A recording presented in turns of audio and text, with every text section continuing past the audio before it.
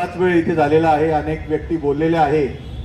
अशाच एका कार्यक्रमामध्ये खूप वेळ लोक बोलत होते, त्यामुळे मग कंटाळून काही लोक जायला लागले. पण एक माणूस मात्र गेलेला नव्हता.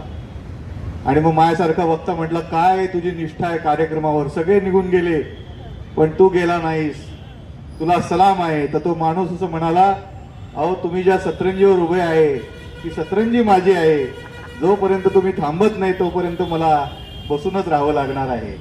अशी वेळ काही माझ्यावर येऊ नये यासाठी मी थोडक्यात आपल्यासमोर बोलतो. अशाच एका कार्यक्रमात दुसरा एक वक्ता बोलत होता आणि इतका बोलत होता आणि सगळेच काही बाबासाहेबांचे बुद्धाचे अनुयायी नसतात. एक जण पिस्तूल घेऊनच आला वरती स्टेजवर आणि मग माझ्यासारखा वक्ता म्हटला, तुमचं काय म्हणणं असेल तर मी थांबवतो म्हटला. तर तो पिस्तूल घेऊन येणारा म्हटला, तुला नाही मला मारायचं, तुला ज्याने बोलवलं त्याला मी शोधतोय. तर मला इथे विठ्ठल गायकवाडांनी बोलवलेला आहे, पण त्यांचा जो अवतार आहे तो बघून कोणी काही पिस्तूल उघडण्याची शक्यता नाही. तर इतका सुंदर कार्यक्रम, सांगीतिक कार्यक्रम, म्हणजे तुम्ही बाबासाहेब बघितले, आपल्यापैकी कोणी बघितले नाहीत. वामनदादा कर्डक आपल्यापैकी काही लोकांनी बघितले असतील, मी बघितले नाही. पण मला आज भगवान धेंडे यांच्या मध्ये वामनदादा कर्डक यांचं दर्शन झालेलं आहे. आणि आज रमाईंच्या जयंतीची पूर्वसंध्या आहे आणि उद्या सकाळी ज्यांना रमाई रत्न पुरस्कार दिला जाणार आहे त्यांचं आपल्या सगळ्यांच्या वतीने मी अगोदरच अभिनंदन करतो. उद्या सकाळी 11 वाजता तुकाराम महाराजांचे वंशज डॉक्टर सदानंद मोरे यांच्या हस्ते लताताईंना हा पुरस्कार दिला जाणार आहे. आणि हा इतिहास घडताना आपण सगळेजण बघतो आहोत, कारण हे नुसतं रमाई स्मारक नाही, हे एक ऐतिहासिक स्मारक आहे. आणि बाबासाहेबांनी जी आपल्याला शिकवण दिलेली आहे की कितीही तुम्ही छोट्या गल्लीमध्ये काम करत असाल तरी तुमच्या डोक्यामध्ये जग असलं पाहिजे. आणि हे जो माणूस विसरत नाही त्याचं नाव विठ्ठल गायकवाड आहे. आणि म्हणून या जागेमध्ये सातत्याने जागतिक विचार केला जातो. आणि अनेक लोकांना असं वाटतं जागतिक विचार करायचं कशाला, पण बाबासाहेबांच्या रस्त्यावरनं जरा यशस्वी व्हायचं असेल तर त्याला जागतिकच विचार करावा लागतो. कारण जे अमेरिकेमध्ये घडलं नाही ते भारतामध्ये घडलं. अमेरिकेमध्ये 200-250 वर्षानंतर काळ्या माणसाला मतदानाचा अधिकार मिळाला. 1962-63 साली ज्याला पूर्वी निग्रो म्हणायचे, काळा माणूस म्हणायचे, त्याला 62-63ला मतदानाचा अधिकार मिळाला. ज्या अमेरिकेचा गुणगौरव अनेक लोक गातात तिथे अजूनपर्यंत कोणतीही महिला ही राष्ट्रपती झालेली नाही. पण माझ्या भारतामध्ये आजही महिला राष्ट्रपती आहे, आदिवासी महिला राष्ट्रपती आहे. याच्या अगोदर सुद्धा एक महिला राष्ट्रपती होऊन गेल्या, एक महिला पंतप्रधान झाली. याचं कारण भारतामध्ये संविधान आल्यानंतर बाबासाहेबांमुळे सर्वांना मतदानाचा अधिकार एका दिवशी समान मिळाला. कुणाला आधी मिळाला, कुणाला नंतर मिळाला असं झालं नाही. म्हणून जे अमेरिकेत झालं नाही ते भारतात झालं. आणि अमेरिकेत जर पुन्हा महिला राष्ट्रपती झाल्या तर एक उपराष्ट्रपती झालेले आहेत, त्याचं नाव आहे कमला हॅरिस. त्या पुढे राष्ट्रपती होऊ शकतात. आणि त्या जर राष्ट्रपती झाल्या, होणार होत्या मागच्या निवडणुकीत पण त्यांचा पराभव झाला, पण त्या जर पुन्हा राष्ट्रपती झाल्या तर त्या पहिल्या भारतीय अमेरिकन महिला राष्ट्रपती होतील. कारण त्या कमला हॅरिसची आई तामिळनाडूची आहे आणि त्यांचे वडील आफ्रिकेतले आहे आणि त्या पहिल्या आफ्रिकन अमेरिकन सुद्धा राष्ट्रपती होतील. पण भारतामध्ये मात्र लताताई आम्हाला राजकीय नेत्या म्हणून दिसतात. इथे मी पुण्यामध्ये शिकायला आलो तेव्हा रजनी त्रिभुवन महापौर होत्या. म्हणजे स्थानिक स्वराज्य संस्थांमध्ये 50% आरक्षण, इथल्या PMPMLच्या बसमध्ये 50% आरक्षण. मी जेव्हा बसमधनं फिरायचो तेव्हा हे आरक्षण लागू झालेलं होतं, 50% महिलांना आरक्षण. आणि जेव्हा पुरुष बसायचे, काही महिला सहनशील होत्या, त्या काहीच बोलायच्या नाहीत. काही मात्र बाबासाहेबांचे विचार संघर्षशील होत्या, त्या कंडक्टरला बोलवायच्या आणि त्याला उठवायला लावायचा. मग कंडक्टर सुद्धा म्हणायचं काय करणार, कायदा आपल्या विरुद्ध आहे. तो पण पुरुषच असायचा, कारण कंडक्टर महिला फार कमी असायच्या. तर नाईलाजाने पुरुष उठायचे. मग हळूहळू पुरुषांनाही कळायला लागलं की या जागा महिलांच्या आहेत.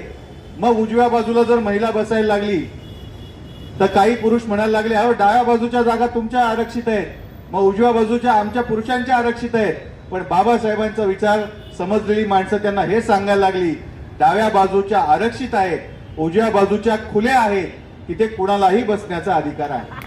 म्हणजे खुल्या जागा म्हणजे ओपनला आरक्षण असा काही लोकांचा गैरसमज असतो, तो सुद्धा आपण खोडून काढण्याची गरज आहे.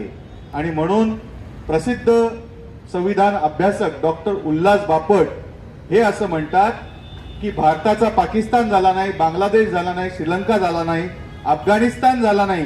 जे आपण बघितलं गेल्या काही महिन्यांमध्ये, अफगाणिस्तानमध्ये काय झालं, श्रीलंकेत काय झालं, बांगलादेशमध्ये काय झालं, हे भारतात काही झालं नाही. याचं कारण एकच देश आहे जगातला, एका संविधानाखाली 76 वर्ष पूर्ण करणारा एकच देश. पाकिस्तानमध्ये 4 वेळा संविधान बदललं गेलं. बांगलादेशमध्ये हुकुमशाही होती, लोकशाही आली, लोकशाही गेली, परत हुकुमशाही आलेली आहे. भारतामध्ये मात्र आपण सर्वजण अनेक संकटांचा सामना करतोय. संविधान विरोधी लोक सत्तेवर बसलेली आहेत, पण त्यांना संविधानालाच वंदन करावं लागतं. जोपर्यंत हे संविधान आपण सर्वजण सक्रिय राहून हे संविधान पुढे घेऊन जात नाही, कारण बाबासाहेब असं म्हणाले होते की संविधान जरी क्रांतिकारक भाषेत लिहिलेलं असलं, पण अंमलबजावणी करणारे लोक प्रतिक्रांतिकारक असतील तर हे संविधान फेकून द्यायच्या लायकीचं आहे. म्हणून ज्या बाबासाहेबांनी संविधान नावाचं क्रांतिकारक पुस्तक लिहिलं, ज्यांचं स्वतःच्या जीवापेक्षा पुस्तकांवर प्रेम होतं, त्यांनी नुसतं संविधान नावाची क्रांती नाही लिहिली, त्यांनी एक प्रतिक्रांती सुद्धा जाळलेली आहे. त्या प्रतिक्रांतीचं नाव आहे मनुस्मृती. म्हणून ज्याच्या डोक्यातली मनुस्मृती जळलेली नसते त्याच्या डोक्यात संविधान घुसत नाही.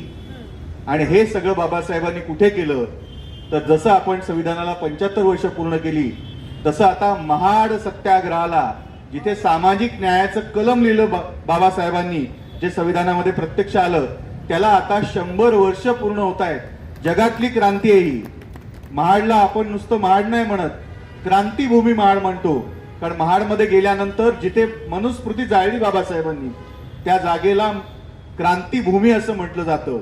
आणि म्हणून आपल्या डोक्यातली सुद्धा मनुस्मृती जाळली पाहिजे. मनुस्मृती काय काय आपल्या डोक्यामध्ये आजही करते याची अनेक उदाहरणं आम्ही सांगत असतो. की मनुस्मृती सांगत होती की तुमचं स्वप्न काय असलं पाहिजे आणि तुमचं स्वप्न तुमच्या जातीप्रमाणे असलं पाहिजे, आणि ते खोडून काढण्याचं काम बाबासाहेबांनी केलेलं आहे. आणि एक स्वप्न बघितलं, आणि हे स्वप्न बघणं महत्वाचं असतं. कारण शहीद अवतार सिंग पाश असं म्हणतात, मेहनत की लूट सबसे खतरनाक नहीं होती, मेहनत की लूट सबसे खतरनाक नहीं होती, पुलिस की मार सबसे खतरनाक नहीं होती, बैठे बिठाए पकड़े जाना बुरा तो है, भयानक मौन से जकड़े जाना बुरा तो है, लेकिन सबसे खतरनाक नहीं होता. भयानक मौन से जकड़े जाना सबसे खतरनाक नहीं होता, सबसे खतरनाक होता है रोज जाना काम पर, काम करके घर लौट आना, मुर्दा समान शांति से सो जाना, न होना तड़प का सब कुछ सह जाना. सबसे खतरनाक वो दिशा होती है जिसमें आत्मा का सूरज डूब जाए. सबसे खतरनाक वो दिशा होती है जिसमें आत्मा का सूरज डूब जाए. सबसे खतरनाक होता है हमारे सपनों का मर जाना. सबसे खतरनाक होता है हमारे सपनों का मर जाना. संविधान हे आपल्या देशाने पाहिलेलं स्वप्न आहे. हे स्वप्न जर आपल्याला जिवंत ठेवायचं असेल, अनेक लोकांना हे संविधान नको आहे. 1948 साली संविधानाची दिल्लीमध्ये होळी करण्यात आलेली आहे. 2014 नंतर आतापर्यंत अनेक वेळा बाबासाहेबांच्या मुर्दाबादाच्या घोषणा दिल्लीमध्ये देण्यात आलेल्या आहेत. संविधान बदलून नवीन संविधान आम्ही लावू अशी घोषणा देणाऱ्यांना आपण धडा शिकवलेला आहे. मात्र आपण सर्वांनी जागृत राहून हे कार्य अधिक पुढे घेऊन जायचं आहे. ज्यांना संविधान मातीत घालायचं आहे ते मातीत जाण्या अगोदर ते मातीत रुजवण्याचं काम आपल्याला सर्वांना करायचं आहे.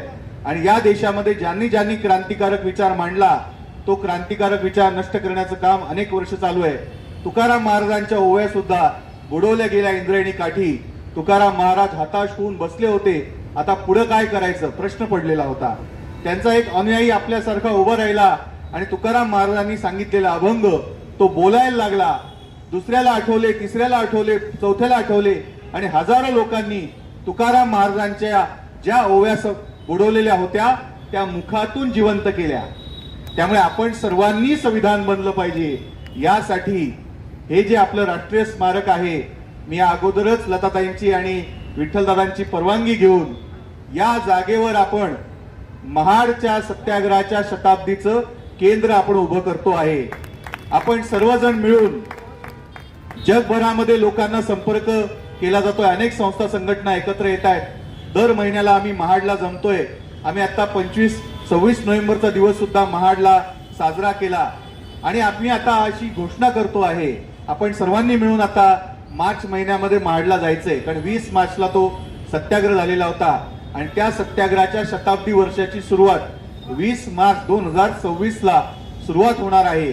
आणि आपण अशी मागणी करणार आहोत की संयुक्त राष्ट्रसंघाने हा जो 20 मार्च हा दिवस आहे, हा विश्व क्रांती दिवस म्हणून जाहीर केला पाहिजे.